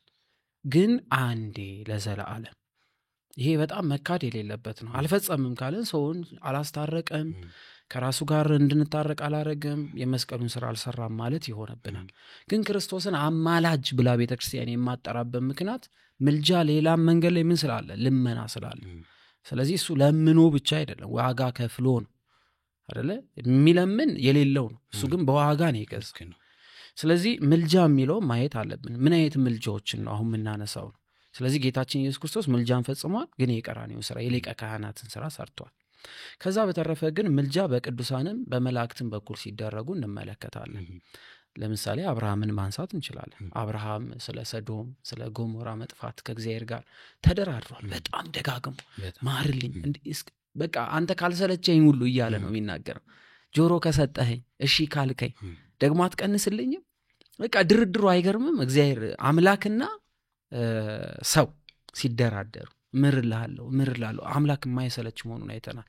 ትንቢተ ዘካርያስ ላይ ተመልክተናል። እነዚህ ሁሉ ስንመለከት እንግዲህ እነዚህ ደግሞ ለሰው ልጆች ለሀገራት እንዲሁም ደግሞ እግዚአብሔር አምላክን የሚፈሩ ሰዎች እንዳይጠፉ የሚጠብቁ ክብር የተሰጣቸው ቅዱሳን እንዲሁም መላእክት ምልጃን እንደሚፈጽሙ ግን እንመለከታለን ማለት ነው። መልካም። እስቲ አሁን ስለ መላእክት የምልጃ ሁኔታ እናንሳና ብዙ ጊዜ መላእክት ከእግዚአብሔር የሚላኩ እንጂ ወደ እግዚአብሔር ሐሳብን ይዘው የሚሄዱ ወይም ደግሞ ምልጃን ይዘው የሚሄዱ አይደሉም። መላእክት ሊያማልዱ አይችሉም የሚል ሰፋ ያለ ሐሳብ ያነሳሉ። ከዚህ አንፃር መላእክት ማማለድ ይችላሉ ወይ? አዎ በደንብ መጽሐፍ ቅዱስ ላይ ስላለ። እሺ ያው የሁሉም ሐሳቦች ሚዛን መጽሐፍ ቅዱስ አይደለም የሚሆነው። ስለዚህ በመጽሐፍ ቅዱስን መዝነው የሆነ በጣም የሚያሳዝን አንድ ታሪክ እናያገኛለን። እዚህ ትንቢተ ዘካርያስ ምዕራፍ 1 ከቁጥር 12 ላይ እናየዋለንና ክፍሉን ስንመለከተው እስራኤላውያኖች በጣም ለብዙ ጊዜያቶች 70 ዘመናት ባሪያ እስከሙ እግዚአብሔር አምላክ በእነሱ ላይ ተቆጥቶ ማለት ነው። በቃ ምህረት ነስቷቸው ነበርና ብዙ ጊዜ ስንመለከተው እስራኤላውያኖች የእግዚአብሔር ሕዝብ ከመሆናቸው የተነሳ አልመለስ ሲሉት ይቀጣቸዋል በባርነት። እላያቸው ላይ በጣም ትንሽ የተባለ ጦር ያስነሳና እንዲገዙ እንዲረገጡ ያደርጋቸዋል። ልክ ወደ እርሱ ልባቸውን ሲመልሱ ደግሞ ይራራላቸዋል ሩሩ አምላክ ስለሆነ። ስለዚህ በዚህ ክፍል ላይ የምናየው ክፍል አለ። እዚህ ቁጥር 12 ላይ የእግዚአብሔር መልአክ መልሶ ይላል። የመጣው ወደ ትንቢተኛው ዘካርያስ ነበር የመጣውና የእግዚአብሔር መልአክ መልሶ አቤቱ የሰራዊት ጌታ ይላል። ማን ነው የሚያናግረው ማለት ነው? አምላክን። የመጣው ወደ ዘካርያስ ከተሞቹን ኢየሩሳሌምን ከተማዋን ህዝቧን እንዲመለከትና ለዘካርያስ ትንቢቱን እየፈታለት እንዴት ነበር የላከውና መልአኩ መጣ አየና ወደ እግዚአብሔር መለሰ። ዘካርያስ ጸልይልኝ ሁሉ አላለው። በራሱ ግን መልአኩ ምን አደረገ? የተላከው ለሌላ ጉዳይ ነው። ግን መልአኩ ግን በተዘዋዋሪ መንገድ ጥያቄ ሲያቀርብ እናያለን። አቤቱ የሰራዊት ጌታ ሆይ እነዚህ 70 ዓመታት የተቆጣቸው ኢየሩሳሌምና የይሁዳ ከተሞችን የማትምራቸው እስከ መቼ ነው? ወላ ጥያቄ ሁሉ ነው ያደረገው። ለምን ነው ማትምራቸው? ኢየሩሳሌም የይሁዳ ከተሞችን ማራቸው ብሎ ሲጠይቅ እናያለን። ምን ስልጣን ኖሮት ነው አምላክን የሚጠይቀው? ስለዚህ ይሄ ምልጃ አይደል እንዴ? ስለዚህ ምልጃን አቀረበ ማለት ነው መልአኩ። አሁን ጥያቄው ሰምቶታል ወይስ አልሰማውም? እንደዚህ ይላል። እግዚአብሔር መልሶ ይላል ለመልአኩ፣ እግዚአብሔር መልሶ ከእኔ ጋር ይነጋገር ለነበረው መልአክ በመልካምና በሚያጽናና ቃል ተናገረው አለ። ዘካርያስ እየሰማ ነው። በመልካምና በሚያጽናና ቃል ተናገረው ለመልአኩ። መልአኩን እግዚአብሔር አጽናናው፣ መልካም ቃልም ነገረው። እየሰማ ያለው ደግሞ ትንቢተኛው ዘካርያስ ነው። ስለዚህም ከኔ ጋር ይነጋገር የነበረው መልአክ እንዲህ አለኝ አለ፣ ስበክ እንዲህም በል የሰራዊት ጌታ እግዚአብሔር እንዲህ ይላል፣ እኔ በታላቅ ቅናት በኢየሩሳሌምና በጽዮን ላይ ቀንቻለሁ። እኔ ጥቂት ብቻ ተቆጥቻለሁ። 70 ዘመን ለእግዚአብሔር ጥቂት ናት። አንድ ቀን በእግዚአብሔር በሰው 1000 ዓመት ስለሆነ 70 ዘመን ጥቂት ናት ነው። ለኛ ነው በጣም መከራ የሚሆነው። ጥቂት ሲቆጣ እንደዛ ነው የሚሆነው ማለት ነውና እነርሱ ክፋትን ስላስገዙ ስለከፉ ተቆጧቸው፣ ባልተቸገሩት አሕዛብ ላይ እጅግ ተቆጥቻለሁ። ስለዚህ እግዚአብሔር እንዲህ ይላል፣ ወደ ኢየሩሳሌም በምህረት ተመልሻለሁ። መልአኩ ለማን ነው የሚነግረው ማለት ነው? ለዘካርያስ። ስለዚህ ወደ ኢየሩሳሌም በምህረት ምን ብያለሁ? ተመልሻለሁ። በማን ጥያቄ? በመልአኩ። ስለዚህ ከተማዋን ማን አስማረ ማለት ነው? መልአኩ። ህዝቡንስ? መልአኩ። የ70 ዓመት ስቃይ በአንድ ጥያቄ በመልአኩ እግዚአብሔር ተመለሰ። ቤቴን ይሰራበታል፣ በኢየሩሳሌም ላይ ገመድ ይዘረጋል ይላል የሰራዊት ጌታ። ደግሞ እንዲህ ስትል ስበክ፣ የሰራዊት ጌታ እግዚአብሔር እንዲህ ይላል፣ ከተሞቼ ደግሞ በበጎ ነገር ይረካሉ፣ እግዚአብሔርን ደግሞ ጽዮንን ያጽናናል፣ ኢየሩሳሌም ደግሞ ይመርጣል በልና ስበካቸው፣ ንገራቸው። በቃ ይሄ ተፈቅዷል እያለ ነው። ስለዚህ አንደኛው ይሄ እናያለን ማለት ነው። ምናልባት አሁን እዚህ ሀሳብ ላይ ሎጂካሊ ስንመለከት ማለት ራሳችንን በዘካርያስ ቦታ እናቁምና መልአኩ ስለኛ የሆነ ነገር ሊልልን ሲል ማለት አያማልዱን መላእክት ማለት ምን ማለት ነው? ወደ እግዚአብሔር ሊናገርልን ስለ ይሁዳና ስለ ኢየሩሳሌም መልአኩ ሊጮ ሲል አትጮ አንተ አትችልም እንደማለት ነው። እኔ ነኝ ያለሁት አንተ የመጣውን ብቻ አድርስ እንደማለት ነው ማለት ነው። ስለዚህ የእግዚአብሔርን ፊት እኮ ያዩታል ማለት መላእክትን ስንረዳ እንደዚህ ኖርማል ዝም ብለን ትንሽ ምናን አድርገን ምናየው በእኛ ልክ አንዱ መልአክ ምን አለ? ብርሃንን ሸፈነ፣ ዓለምን በብርሃን ሞላት ምና መላእክትን የምንረዳበት አይን ይሄው ስዕላት ላይ ምናምን እኛን መስሎ ምናምን ስለሚቀመጡ በዛ ልክ እያየን ስለሆነ እንዴ ፈራ፣ ተንቀጠቀጡ፣ በግንባራቸው ወደቁ ምናምን እያለ እኮ ይናገራል። እስቲ ቀጣዩን ነው ራዕይ ዮሐንስ ምዕራፍ 8 ይሄ ብሉይ ኪዳን ነው። ስለዚህ በአዲስ ኪዳን የጌታ ስራ ተሰርቷልና በአዲስ ኪዳን በቃ መላእክት ስራቸው ቆሟል ምናምን ቢሉን እሺ ራዕይ 8 ላይ የቅዱሳኑን ጸሎት ሁሉ ይቀበል ዘንድ በማለት የሚናገርበት ክፍል አለ። በምድር የሚጸልየው ጸሎት በጠቅላላ ዛሬ የናቁት መልአክ እጅ ካልገባ ወደ እግዚአብሔር አያርግም። ቅዱስ ዮሐንስ ነው እያያለው ባይኑ ይሄ ሰማያዊውን ስርዓት ምን እየተፈጸመ እንደሆነ ክፍሉን እናውጣውና እንየው። የዮሐንስ ራዕይ ይሄ በጣም በጣም የሚገርም ክፍል ነው። በነገራችን ላይ ቅዱስ ዮሐንስ ክብሩ እንደ መላእክት ስለነበር እዚህ ክፍል ላይ 2 ጊዜ ለመልአኩ ሰግዶለታል እና እሱንም እናየዋለን። ግን በቃ ክብሩ በጣም ትልቅ ስለነበረ ክብሩ በጣም ጥግ የደረሰ እንደ መላእክት ክብር ደርሶ ስለነበረ ይሄን አይቶታል። 8 ላይ እንየው ምዕራፍ 8 7ኛው ማኅተም በፈታ ጊዜ ይላል። ፈቺው ራሱ ክርስቶስ ነው፣ ማንም ሊፈታው ስለማይችል። እኩል ሰዓት የሚያህል ዝምታ በሰማይ ሆነ። እኩል ሰዓት ማለት ጸጥ ነው ያለው። 7ኛው ማኅተም ሲፈታ በጣም ያስደነግጥ ነው። ሰማይ ዝም አለ። ለሰዓታት የማይቋረጥ ምስጋና ያለበት ቦታ ዝም አለ። በእግዚአብሔር ፊት የሚቆሙ 7 መላእክት አየሁ አለ። 7ቱ ሊቃነ መላእክት ብላ ቤተክርስቲያን መጣራቸው። 7 መለከት ተሰጣቸው። ሌላም መልአክ በመጣና ይላል። አሁን በደንብ ያቸው የወርቅ ጥና ይዞ አለ። ማጠን እንደማለት ነው። ስለዚህ ሰማይ አለ፣ ምድር ብቻ አይደለም። ስለዚህ ካህናት በማን ይመሰላሉ? በካህናተ ሰማያት ይመሰላሉ። በመሰዊያ አለ ምን አለ ፊት ለፊት መሰዊያ። ስለዚህ መሰዊያ ጠፍቷል ማለት ነው። እሺ አጠገብ ቆመ። በዙፋኑ ፊት ባለው በወርቅ መሰዊያ ላይ አለ። በማን ዙፋን ፊት? ስለዚህ እግዚአብሔር ዙፋን አለው መገለጫ። ስለዚህ ፊት ለፊቱ እግዚአብሔር ፊት ለፊት ምን አለ? መሰዊያው ምንድነው? እንየው። ለቅዱሳን ሁሉ ጸሎት እንዲጨምር ብዙ ዕጣን ተሰጠው። ሰማይ ምን አለ? ከዛ ወዲያ የመላእኩ ስራ ምንድነው ማለት ነው? የቅዱሳኑ ሁሉ ጸሎት ወደ ማን ማቅረብ? ወደ እግዚአብሔር ማቅረብ። ስለዚህ ምን እያለ ነው የሚያቀርበው? ቀደም እንዳየ ነው ማረ ይቀርባል። ስለዚህ የሰዎችን ሁሉ ጸሎት ከዕጣኑ ጋር በማን ፊት ያቀርባል? በእግዚአብሔር ፊት ያቀርባል። የዕጣኑም ጢስ ከቅዱሳን ጸሎት ጋር ከመላእኩ እጅ ወደ ማን? በእግዚአብሔር ፊት ወጣ። ወደደም ጠላም ከምድር የሚጸልየው ጸሎት በመላእኩ እጅ ነው የሚያልፈው። ይሄ ቀጥታ ዳይሬክት ወደ ኢየሱስ የሚል ነገር የለም፣ ስርዓት አለው። ስለዚህ ዮሐንስ ቆሞ እያየ ነው። እኛ ብንሆን ምንድነው የምንለው? ወይ ጉድ አጃይብ ነው የምንለው። እንደዛ በቃ አጃይብ የሆነ ነገር ታያለ፣ ከህሊና በላይ የሆነ ነገር። ስለዚህ እግዚአብሔር አምላክ ሰማያዊ የሆነ ስርዓት አለው። የማቴዎስ ወንጌል 18:10 ላይ ለመላእክት የሚስጥር ክብር ተሰጥቷቸዋል። ሚስጥርን የማወቅ ጥግ ድረስ ክብር እንዳላቸው። ዕብራውያን 1:14 ላይ መዳንን ወርስ ዘንድ መላእክትን ምን ያደርጋል? እንዲረዱ መዳንን እንወርስ ዘንድ። ስለዚህ ድህነት ሙሉ ይሆንልህ ዘንድ በመላእክት ትታገዛለህ። ካልታገዝክ መዳን ዜሮ። መዝሙር 91 ላይ ጠባቂዎች ናቸው በሚፈሯቸው እግዚአብሔርን በሚፈሩ ዙሪያ ሁሉ መላእክት ምን ይላሉ? ይሰፋል። ስለዚህ ይጠብቁናል። ሉቃስ 13 ላይ የወይን ጠባቂው ንግግር ማየት እንችላለን። እቺ ወይን ፍሬ ያላፈራችም አለ ባለቤቷ መጣና ትቆረጥ። ስለዚህ ፍሬ ማለት ከኛ የሚጠበቀው ነው። የወይን ግንዱ እርሱ ነው፣ ቅርንጫፍኛ ስለሆነ። ስለዚህ ያቺ የወይን ቅርንጫፍ ምንም ፍሬ ማፍራት አልቻለችም። ትቆረጥ ሲል ምን አለ? የወይን ጠባቂ ትንሽ ጊዜ ስጠኝ፣ 3 ዓመት ፍግ ልጨምርባት፣ ልጠብቃት። ስለዚህ ሰው መዳኑን ይፈጽም ዘንድ ከመላእክት ምን ያገኛል ማለት ነው? ጥበቃዎች ያገኛል። ስለዚህ እነዚህ ሁሉ የዘረዘርናቸው ክፍሎች በጣም የመላእክትን ክብር የሚገልጡ ናቸው። ስለ ሰው ልጆች የሚደረጉ ነገሮችን ያሳያል። በጣም ጥሩ። መላእክት እንደሚያማልዱ ጥሩ አድርጋ አስረድተናል። አሁን ሌላው አንዱ የሚነሳው ሀሳብ ምንድን ነው? አሁን እግዚአብሔር አምላክ መላእክትን በነገድ 100 በአለቃ 10 በሊቃናት 7 አድርጎ ከፈጠራቸው በኋላ ከ100 ነገድ መካከል አንዱ ነገድ በሳጥናኤል አማካኝነት ቀድሞ ስሙ ሳተ።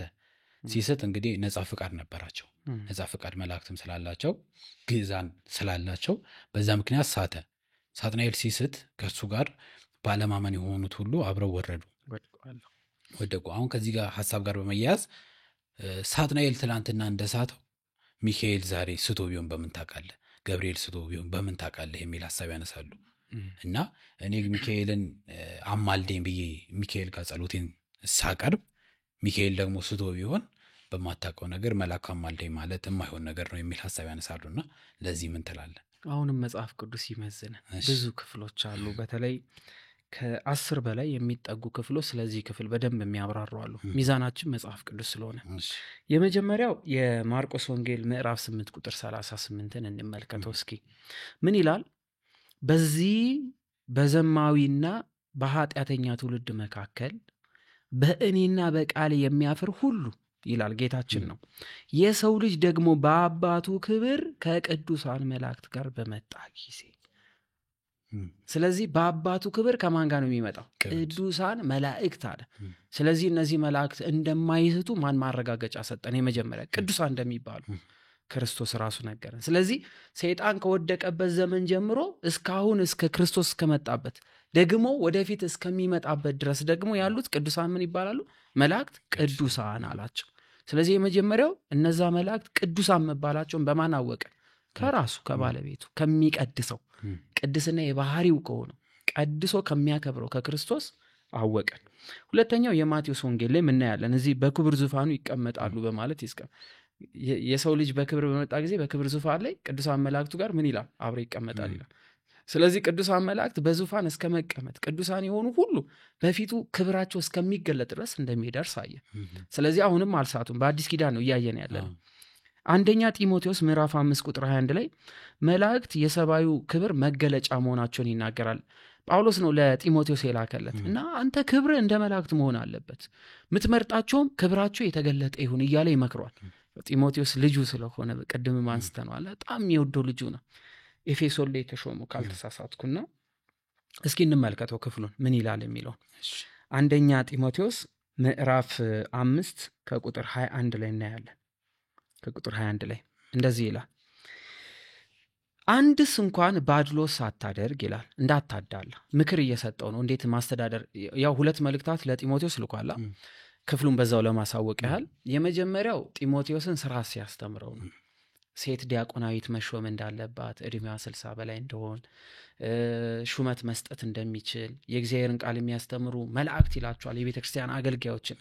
እነርሱን እየመረጠ ደግሞ ሲመረጡ ይላል በአካባቢ የተመሰከረላቸው ስራቸው ምስጉን የሆነ በትዳር የጸኑ ምናምን እያለ ይመክሯል። ሁለተኛው ግን ለጢሞቴዎስ የላከው ጢሞቴዎስ መከራ በጣም ስለጸናበት እኔ በቃ ራሴን በግል ጸሎት ላድርስ በቃ እኔ በቃ ምናምን ብሎ ስለነበረ በርታ፣ እኔ እንኳን በእስር ላይ ያለው ለክርስቶስ ለመመስከር በአደባባይ ውጣ ምናምን ብሎ ለማበረታታት የጻፈው ነው ሊቃውንት አባቶች ሲያስተምሩ ማለት ነውና እዚህ የጢሞቴዎስ አንደኛ መልእክት ላይ የመጀመሪያ መልእክቱ ላይ ምዕራፍ 5 ቁጥር 21 ላይ እንዲህ ይላል፣ አንድ እንኳን ባድሎ ሳታደርግ እነዚህን ያለ መዘንበል እንድትጠብቅ በእግዚአብሔርና በጌታ በኢየሱስ ክርስቶስ በተመረጡት በመላእክት ፊት እመክርሃለሁ ይላል።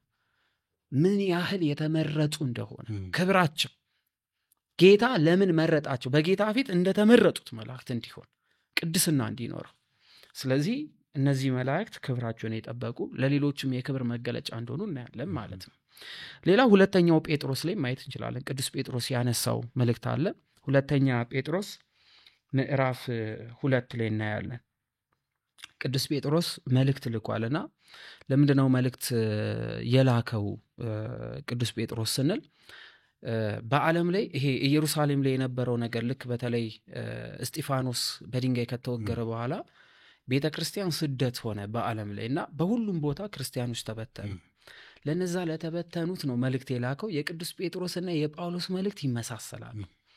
በአብዛኛው መልእክታቶች የተላኩት ከሮም ከተማ ነው። የመጨረሻው ጊዜ ላይ ይሄ 64 አካባቢ ላይ ከክርስቶስ ትንሣኤ በኋላ 64 አካባቢ ላይ ያሉ ክፍሎች ላይ የተጻፉ መልእክት ናቸውና በዚህ በሁለተኛ ጴጥሮስ ምዕራፍ 2 ቁጥር 4 ላይ ስለ መላእክት ይናገራል። እንዲህ ይላል፣ እግዚአብሔር ኃጢአትን ላደረጉ መላእክት ሳይራራላቸው ወደ ገሃነም ጥሎ ይላል። መቼ? መጀመሪያ ላይ ማለት ነው። በጨለማ ጉድጓድ ለፍርድ ሊጠበቁ አሳልፎ ከሰጣቸው ይላል። በነገራችን ላይ መጽሐፍ አክሲማሩስ የጻፉ ቅዱስ ባሲሊዮስ ናቸው። አክሲማሩስ ቅዱስ ኤጲፋኒዮስ ይቅርታ። ቅዱስ ኤጲፋኒዮስ የማን ረድ ነበሩ? እሺ ኮሜንት ላይ ጻፉ። ነገር ግን ከቅዱስ ጴጥሮስ እጅ መልእክታቶችን ብዙ ነገር ጽፈዋል ብለው ያስቀምጣሉ። ቅዱስ ቀሌሜንጦስ ከዛ ወዲያ ከቀሌሜንጦስ በኋላ እያለ ይመጣል ማለት ነውና ኤኒዌይስ አስተካክሉት። እግዚአብሔር ኃጢአትን ላደረገ መላእክት ሳይራራላቸው ወደ ገሃነም ጥሎ በጨለማ ጉድጓድ ለፍርድ ሊጠበቁ አሳልፎ ሰጣቸው። ሞት ፍርድ ለተፈረደባቸው ለቀደመው ዓለም ሳይራራ ከሌሎች ሰባት ጋር ጽድቅ የሚሰብከውን ኖኅን አድኖ በኃጢአተኛ ላይ የጥፋት ውሃን ካወረደ በማለት ይናገራል። ከማን ጋር ያነጻጽረዋል ማለት ነው? በሰማይ ያሉ ያጠፉት ሁሉ ወደ ምን ወርደዋል? ወደ ገሃነም ወርደዋል። እንዲሁ ደግሞ በምድር ጥፋት ላጠፉት ሁሉ ፍርድን እንደፈረደ፣ ነገር ግን ኖኅና ቤተሰቡ የቀሩት ግን ለእግዚአብሔር መልካም ስለሆኑ ነው። ስለዚህ በሰማይ ያሉ ቅዱሳን መላእክት እያለ የጠራቸው ጌታ ኢየሱስ ክርስቶስ ዛሬም ድረስ በእምነታቸው ክርስቶስን አምላክ አድርገው እግዚአብሔርን አምላክ አድርገው የያዙት የጸኑ ናቸው በማለት ያስቀምጣቸዋል ማለት ነው። ስለዚህ እነዛ ወድቀዋል። ሌላ ይሁዳ ላይ የቀደሙት ላይ ፈርዷል በማለት ይናገራል። የይሁዳ መልእክትን ማየት እንችላለን። ይሁዳ መልእክት ምዕራፍ 1 ቁጥር 6 ላይ ማለት ነው የቀደሙት ላይ ፈርዶባቸዋል አማጺዎቹ ላይ በማለት አሁን ያሉት ጋር ከሱ ጋር ክብር እንዳላቸው ይናገራል። ማቴዎስ 18:10 ላይ የአባቱን ፊት ስለሚያዩ ይላል። ስለዚህ የአባቱን ፊት ለማየት ቅድስና ያስፈልጋል። ቅዱስ ስለሆነ ያልተቀደሰ ሁሉ ማየት አይችልም። ኢሳይያስ 6:3 ላይ ቅዱስ ለማለት ቅዱሳን ሁኑ በማለት ተናግሯልና እነሱ 3 ጊዜ ቅዱስ ቅዱስ ቅዱስ እያሉ እንደሚያመሰግኑ ተጽፏል። ራእይ 4:8 ላይ ማየት እንችላለን ማለት። ስለዚህ እነዚህ ሁሉ ቅዱሳን መላእክት ከእግዚአብሔር ጋር እንዳሉ የእግዚአብሔር መላእክት የእግዚአብሔር ልጆች ተብሎ መጠራታቸው እናያለን። ሞር የመጽሐፍ ኢዮብ ላይም ስንመለከት የእግዚአብሔር ልጆች መጡ፣ ሰይጣንም አብሯቸው መጣ ይላል። የእግዚአብሔር ልጆች የተባሉት መላእክት ናቸው። እነሱን ዝም አለና አንተ ደግሞ ከወዴት መጣ ካሉ። ስለዚህ እግዚአብሔር ፊት ለመቆም እንኳን ቅዱስ መሆን ያስፈልጋል ማለት ነው። መልካም። ከዚህ ሐሳብ ኮንክሉድ እናደርግ የምንችለው ቅዱሳን መላእክት አሁን ሊስቱ አይችሉም፣ ምክንያቱም ቅዱሳን ናቸው። ከኛ አንጻር ስንመለከተው አንድ ሰው ገነት ከገባ በኋላ እንደገና ፈተና፣ ትግል፣ ተጋድሎ ኖሮበት ወደ ሲኦል ተመልሶ እንደማይገባ አልፏል። ያችን ጊዜ በትክክል በጌታ ጸንቷል፣ አውቋል። ስለዚህ የፈተና ወቅታቸውን የተፈተኑት ወድቀዋል፣ የወደቁት ገብተዋል ወደ ሲኦል። ስለዚህ ተፈትነው ግን ደግሞ በሃይማኖት የጸኑት ሁሉ ደግሞ ከጌታ ጋር አብረው ክብሩን ያሉ ማለት ነው። ስለዚህ እነዚህ እናያለን። መልካም። ሌላ ማነሳው ሐሳብ እንግዲህ ቅዱሳን ይማልዳሉ ብለን እናነሳለን። ቅድም ባነሳው ጉዳይ ላይ እንግዲህ ቅዱሳን ስለ ሕዝብ ይቆማሉ፣ ለእነሱ ደግሞ መላእክት ሲቆሙ ተመልክተናል ባነሳቸው ጉዳዮች ላይና ቅዱሳን በአጸደ ሥጋ እያሉ በሥጋቸው ወራት እያሉ ይማልዳሉ የሚለው ሐሳብ በጣም ሲሊ ነው የሚሆነው ማለት በመላእክቱም አንጻር ልናየው ስለምንችለው። እስቲ ትንሽ ጥያቄ የሚነሳበት ጉዳይ ቅዱሳን በአጸደ ነፍስ እያሉ ከሞቱ በኋላ ይማልዳሉ ወይ ተብሎ በእነሱ ስም ብንጠይቅ፣ ስለዚህ በስማቸው ብንጠይቅ እነሱ በእነሱ ስም እግዚአብሔር ይቅር ይለናል፣ በሕይወት ካለ ሊቀበል ይችላል የሚለው መጠጋጋት ስላለ ተክለ ሃይማኖት ዛሬ አርፏል። በተክለ ሃይማኖት ምልጃ ቃል ኪዳን ብንጠጋ ያንን ኢንተርሴሽን ወይም ደግሞ ምልጃ እናገኛለን ወይ የሚለውን እስቲ እሱ መልካም ወደ ብሉይ ኪዳን እንመለስ። እሺ ሙሴና አብርሃም አለ ምን ያህል እድሜ ልዩነት አለ? ሙሴና አብርሃም ረጅም ጊዜ ነው 500 ምናምን ዓመት አለ በሁለቱ መሃል። ያ አብርሃም ቀድሞ ምን ስላለ ማለት ነው ቀድሞ ሞትን ስለቀመሰ፣ ሙሴ ግን ልጅ ነበር። ስለዚህ የተፈጠረ አንድ ታሪክ አለ። እግዚአብሔር አምላክ ቃል ኪዳንን ከማን ጋር አድርጓል? ከአብርሃም ጋር። እና እየገረስካቸው ካንተ ጋር ያለኝን ቃል ኪዳን ለዘላለም እንዳጸናው ለልጅ ልጆች ሁሉ ምን በላቸው ብሎ ነበር፣ አስተምራቸው ብሎት ነበር። ስለዚህ እነ ሙሴ ምናምን ከአብርሃም የተሰጠውን ቃል ኪዳን ያውቁታል ዛሬም ድረስ ማለት ነው። ስለዚህ እግዚአብሔር አምላክ ግን እስራኤልን ተቆጣ። እዚህ ዘጸአት 32 ላይ ነው ያለ። በጣም በታላቅ ቁጣ ነው የመጣው። ከእርሱ ውጪ ሌላ አማልክትን አመለኩ።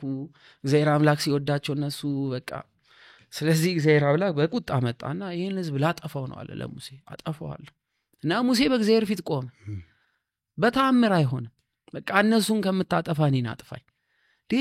እነዛስ ከግብጽ ስታስወጣን የነበሩት ይኸው በበረሃ ወስዶ ገደላቸው ይላሉ። ሁሉን ጠየቀና የሆነ ነገር ለካ ሙሴ ትዝ አለው። ጌታን አምላክን ማስቆም የሚችልበት አንድ ቃል አለው። ዘጸአት 32:13 ላይ ነው ያለችው። ሙሴ ለእስራኤላውያን በሞት ጠየቀ። ለአብርሃም፣ ለይስሐቅ፣ ለያዕቆብ የገባውን ቃል ኪዳን አስብና ማር ይሄን ህዝብ አለው። እግዚአብሔር አምላክም ራራ ከቁጣው ይላል ተመለሰ ይላል። ስለማን ጠይቀው? ስለ አብርሃም፣ ስለ ይስሐቅ፣ ስለ ያዕቆብ ግን በህይወት የሉ፣ ሰው ሞቷል። ስለዚህ እነሱ የጌታን መምጣት የሚጠብቁ ናቸው። ነገር ግን ቃል ኪዳናቸው ለዘላለም ስለነበረ ሙሴን ጠቀመው። ስለዚህ እግዚአብሔር አምላክ ራራ ከቁጣውም ተመለሰ ይላል። ስለዚህ አንደኛው ማስረጃ በጣም የሚደንቅ ነው። እግዚአብሔር አምላክ እኔ የሕያዋን አምላክ እንጂ የሙታን አምላክ አይደለሁም ይላል። ከሞቱ በኋላ ቅዱሳን አይሰማም ማለት የሙታን አምላክ ነው እንደማለት ሆነ ማለት ነው። ያው ሙሴም ከሞት በኋላ መጥቶ ጌታን ያየው። ስለዚህ ሙሴ አረፈ እንጂ አልሞት አልሞተም። ሞት የሚባለው ሌላ ጉዳይ ስለሆነ ያው አንቀላፍታለች እንጂ አልሞተችም ሲላቸው ተሳለቁበት፣ ሳቁበት ይላል እኮ አይደለ? ከዛ ወዲያ ያስወጣቸው ካዳናት በኋላ ግን እነዛ ሰዎች ምን ይሉ ይሆን? ስለዚህ ወደፊት የምናየው ጉዳይ ነው። ግን ኮንሰፕቱ ላይ ስንመጣ ሙሴ እስራኤልን በማን ስም አተረፈ? በአብርሃም፣ በይስሐቅ፣ በያዕቆብ። ለምን ስንል የጻድቅ ሰው መታሰቢያው ለዘላለም ነውና። ሌላው ደግሞ ሰለሞን በዳዊት ምክንያት በአባቱ ምክንያት ምህረት አግኝቷል። ሰለሞን ጥበብ ሁሉ የተሞላው ጥበብ ሁሉ የተሰጠው ቢሆንም እዚህ አንደኛ ነገሥት 11:13 ላይ እናገኘዋለን። አንደኛ ነገሥት ላይ እግዚአብሔር አምላክ በዚህ በሁለተኛ ሳሙኤል ላይ ምዕራፍ 7:12 እስከ 13 ላይ ለዳዊት ቃል ገብቶለት ነበር። እግዚአብሔር አምላክ መሐላን ከዳዊት ጋር አድርጎ ነበር። በአንደኛ ነገሥት ላይ ዳዊት የተገባለት ዳዊት አለፈ፣ ሰለሞን ነገሰ። ከዛ ወዲያ ጥበብ ተሰጠው፣ ሀገር መምራት ጀመረ፣ ልጅ ወለደ። ነገር ግን ሰለሞን ስተት ሰራ፣ ውበት ማረከው፣ ገዛውና ስለዚህ ከእግዚአብሔር ውጪ ወደ ጣዖታት ሄደ ማለት ነው። እና እግዚአብሔር አምላክ ተቆጣ። ግን አንድ ነገር ግን አሰበ። ምን ይላል እዚህ ላይ አንደኛ ነገሥት ላይ? ስለ ዳዊትና ስለ መረጥኳት ሀገር ኢየሩሳሌም ስል ልጅህን እምርልሃለሁ።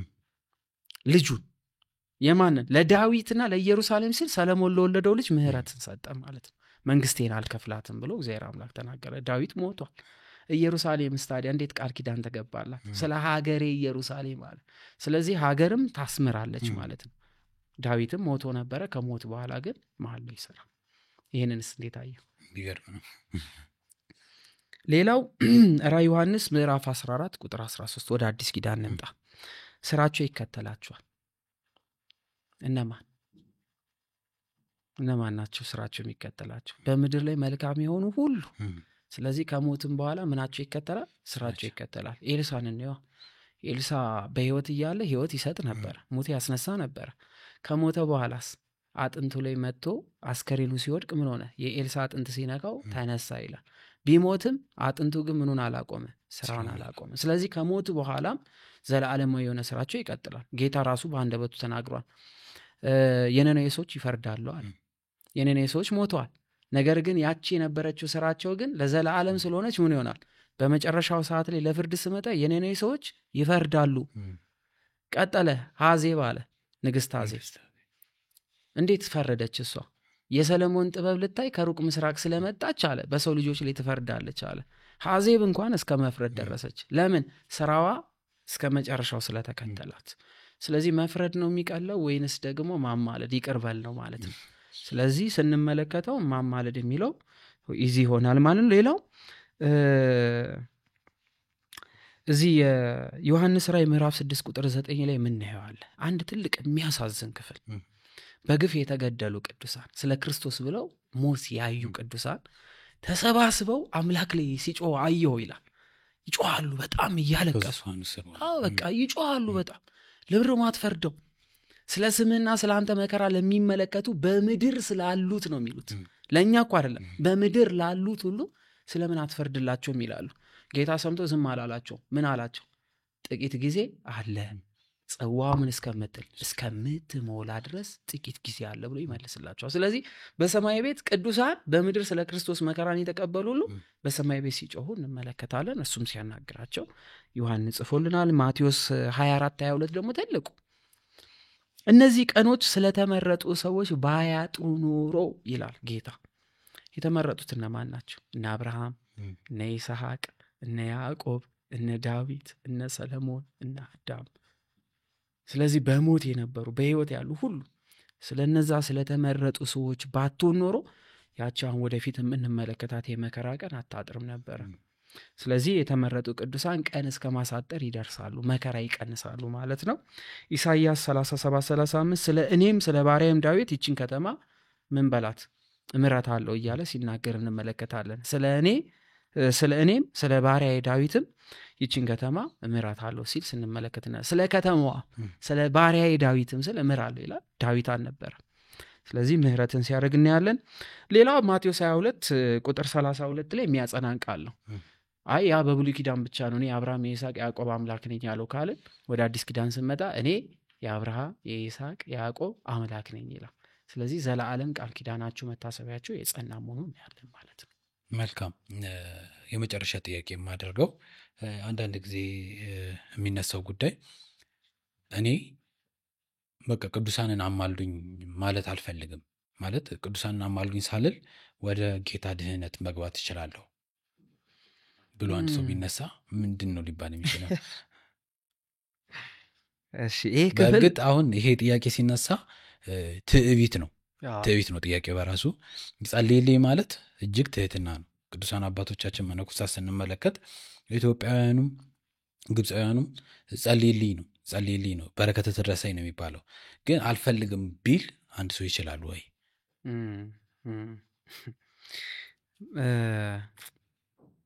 በጣም በመልሱ አስተውሎ የማይጠይቀው ጴጥሮስ ትዝ አለኝ። ጌታችን ዝቅ አለና እግር እያጠበ ነው። ከዛ ወዲያ ልክ እሱ ጋር ሲደርስ ና ሲለው አረረረረ በቃ አይሆንም እኔ አልታጠብም አለ። ካልታጠብክ ምን ትላለህ ያለው? ከኔ ጋር ምን የለም ህብረት የለም። ክርስቶስን ባለማመኑ ነው ባለመታጠቡ ነው? ባለመታጠቡ። ስለዚህ ክርስቶስን መቼ ካደሱ? ለምንድን ነው ህብረት የማይኖረው? ትጎላለህ ከኔ እንዴት አለው ታዲያ? ስለዚህ ክርስቶስ ሲያስተምረን እያንዳንዷ ነገር ከእርሱ ህብረት እንደምታጎለን ይነግረናል። በንቀት የሚሆን ነገር የለም። ነገረ ድህነት ክርስቶስን ማመን ግን ክርስቶስን ማመን ብቻ የምንለው ግን የለም። በማመን ብቻ ካለን ችግር አለ። ምክንያቱስ በማመን ብቻ ቢሆንማ እንደ ጴጥሮስ ክርስቶስን የተከተለ ማን አለ? አልታጠብም ማለት ግን ያጎሏል። ስለዚህ ምን አለ? እንዴ እኔ ካንተ ከምጎልስ አለው እግሬን አይደለም ምኔን አለው ሙሉ ሰውነቴን አለው። ስለዚህ እግር መታጠብ ያጎላልም ይጨምራልም። ስለዚህ ይህን ጥያቄ በዚህ ብመልሰው ደስ ይለኛል። እሺ መልካም። እንግዲህ አልፈልግም ማለት ራሱ የሚያጎል ነገር ስላለው ማለት ነው። መልካም። ስለነበረን ቆይታ እጅግ አድርጌ አመሰግናለሁ። እዚህ ድረስ ተገኝተ ለሰጠን የምልጃ ማብራሪያ በመላው ቤታጌ ሚዲያ ስም የከበረ ምስጋናዬን አቀርባለሁ። እግዚአብሔር ያክብርልኝ። እግዚአብሔር ይስጥልኝ። ውድ ተመልካቾቻችን ከአዳም ጋር የነበረን የዛሬ ቆይታችን ይህንን ይመስል ነበር። እንግዲህ ሳምንት በሌላ እንግዳ በሌላ ርዕሰ ጉዳይ እስከምንገናኝ ድረስ ቸር ይግጠመን። አሜን።